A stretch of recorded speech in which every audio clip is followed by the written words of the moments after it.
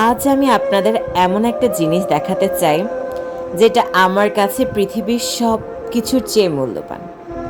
এটা একটা ছোট রিং নয়। বাহিরে থেকে দেখলে মনে হবে খুব সাধারণ মনে হতে পারে, কিন্তু এর ভেতরে লুকিয়ে আছে আমার সবচেয়ে প্রিয় সঙ্গীর স্মৃতি। আমার পিকু। পিকু শুধু একটা পোষা প্রাণী ছিল না, সে ছিল আমার পরিবারের একজন সদস্য, আমার ছেলে, আমার আনন্দের সঙ্গী। যখন আমার মন খারাপ থাকতো, সে আমার পাশে এসে বসতো। যখন আমি হাসতাম, মনে হতো সেও খুশি হতো। তার সঙ্গে কাটানো প্রতিটা মুহূর্ত আজও আমার মনে আছে। তার ছোট ছোট অভ্যাস, তার দুষ্টমি, তার ভালোবাসা, সব কিছু।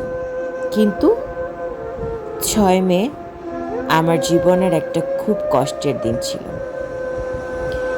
সেদিন আমি আমার পিকুকে হারিয়ে ফেলি।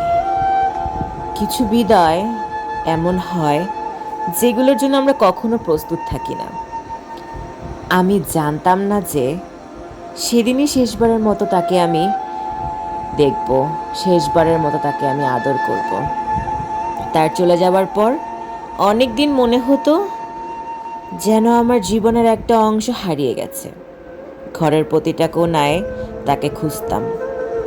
অভ্যাসবশত তার নাম ধরেও ডাকতে ইচ্ছা করত। তাই আমি তার কিছু লোম যত্ন করে রেখে দিয়েছিলাম। আর আজ সেই লোম দিয়েই বানিয়েছি এই রিংটা।